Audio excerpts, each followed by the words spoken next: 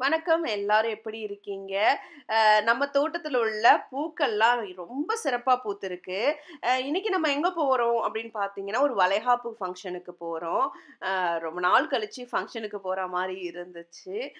அங்கேருந்து நம்ம எங்க போறோம்ன்னு பார்த்தீங்கன்னா, கோயிலுக்கு போறோம். ஏன்னா, இன்னைக்கு என்னோட பையனோட பர்த்டே. அதுக்காக நம்ம தோட்டத்துல உள்ள பூக்கள்லாம் கொஞ்சம் பறிச்சு எடுத்துட்டு போயிடலாம் அப்படின்னு சொல்லிட்டு தான். என் தோட்டத்துல பல வகையான பூ இருக்கும். சீசனுக்கு ஏத்தா மாரி பூக்கும். அதாவது நீங்க இப்ப ரோஜா தோட்டம் பார்ப்பீங்க. அப்புறம் பார்த்தீங்கன்னா, கிளாடியோலி பார்ப்பீங்க. அப்புறம் பார்த்தீங்கன்னா, டாலியாஸ் பார்ப்பீங்க. அந்த மாரி நெறைய அ கிழங்கு, அப்புறம் என்ன சொல்றது? பல்ப் சொல்லுவாங்கல்ல. பல்பு ஒவ்வொரு இதுலேருந்து பூ வந்துகிட்டே இருக்கும் நமக்கு. அ இங்க பார்த்தீங்களா, போன வீடியோல நான் போட்டிருப்பேன். ஒரு அழகான பர்பிள் கலர் ரோஸ் போட்டிருப்பேன். அது வந்து ராப்பசோடி இன் ப்ளூன்னு சொல்லுவாங்க. ரொம்ப அழகா இருக்குங்க. நல்ல வாசனையும் கூட. டாலியா ஒண்ணே ஒண்ணு மஞ்சள் பூ இப்ப தான் பூக்க ஆரம்பிச்சிருக்கு பாருங்க. அதுக்கப்புறம் பார்த்தீங்கன்னா, ஒரு அழகான இந்த ரோஸ். இது வந்து ட்ரைகா ரோஸ்ன்னு சொல்லுவாங்கங்க. Double colour. இது ஒரு சாண்டில் கலர் ரோஸு. வரவே 2, 3 வருஷமா சரியா பூக்காம இருந்துச்சு. அ இது வந்து இதெல்லாம் நான் கட்டிங்ஸ்லேருந்து ரோஸ கு குச்சி ஒடிச்சு வச்சு வளர்த்த ரோஜா பூ. அதெல்லாம் 1, 2 பூத்திருக்கிறதுனால நான் அத பறிக்கல நானு. இங்க வந்தா இது வந்து டேவிட் ஆஸ்டினோட ஒரு அழகான ஆரஞ்சு கலர் ரோஸ் இது. இது இன் பிட்வீன்லயே பார்த்தீங்கன்னா, கிளாடியோலிலாம் நமக்கு நெறைய பூத்திருக்கு. இது வந்து ப்ளூ ஃபார் யூன்னு சொல்லுவாங்க. நான் எதுக்கு திருப்பி திருப்பி நேம் எல்லாம் சொல்றேன்னா, இன்னும் நெறைய பேர் கேட்டுட்டே இருக்காங்க.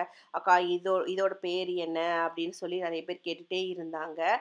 அதுமாரி எனக்கு நெறைய ரிப்பீட்டடா வர கொஸ்டின் என்னன்னா, "இவ்ளோ பூவும் வேஸ்ட்டா தான் போகுமா?" அப்படின்னு. என்ன பொறுத்தவரைக்கும் அது வேஸ்ட் இல்ல. அது அப்படியே செடியில இருக்கும். எனக்கு செடியில இருந்து பார்க்கறதுக்கும் ரொம்ப பிடிக்கும். நானு தலையில வைக்கிறத விட, வீட்டுல பறிச்சு வைக்கிறத விட, நான் அப்படியே தோட்டத்துல இருந்து அத பார்த்து பார்த்து ரசிச்சுக்கிட்டே இருப்பேன். ஏன்னா ஒவ்வொரு ஃப்ளவருக்குமே என்னோட அவ்ளோ கனெக்ஷன் இருக்கு. எனக்கும் அதோட எமோஷனலா கனெக்ஷன் இருக்கு. அப்படிதான் நான் சொல்லுவேன். இது வந்து ஒரு ரெட் ரோஸுங்க. ஆம், இது ஒரு பிங்க். இது நெறைய பூக்கும். இந்த வருஷம் கொஞ்சம் நிழலோட்டமா ஆயிடுச்சனால சரியா பூக்கல. அ இவ்வளோதாங்க. இது இவ்ளோ ரோஸும் தரையில கிடந்த ரோஸு, அத எல்லாத்தையும் பொறுக்கி, அத சேர்த்து வச்சு, நான் பூ கட்டி, அத தலையில வச்சுட்டு போனேன். அதுவே பாருங்க எவ்ளோ இருக்குன்னு. இங்க பாருங்க. இவ்ளோ ரோஸ் இவ்வளவும் தரையில இருந்த ரோஜா பூ தான். இங்க பாருங்க. அத ஃபுல்லா கட்டி என் ஹஸ்பண்ட் சொன்னாரு, "என்ன ஜிங்கிச்சா மாரி இருக்குன்னு." ஏன்னா கலர் கலரா இருக்குல்ல. கதம்பம் கதம்பம்.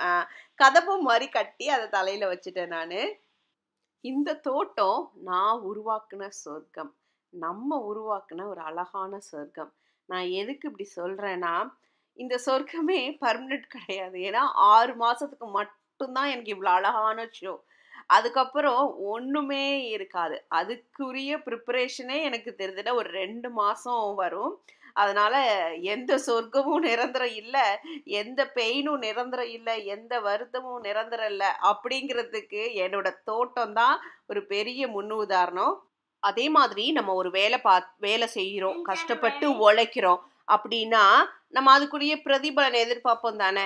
அ ஆனா, என் தோட்டத்தில அப்படி நான் எதிர்பார்க்கிறதே இல்லங்க இப்பல்லாம்.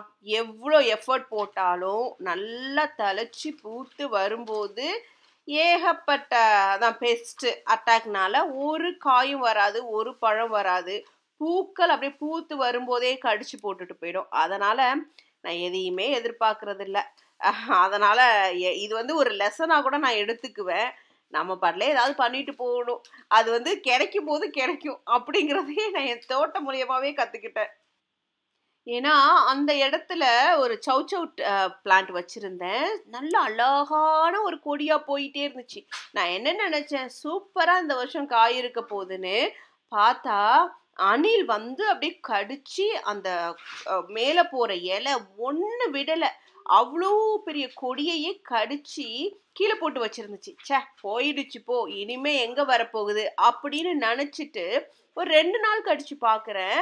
அந்த செடி அந்த ஃபுல்லா கடிச்சு எடுத்த அந்த காயிலேருந்து அங்கங்க ஒரு கொடி போயி, இப்ப 3, 4 கொடி வந்திருக்கு.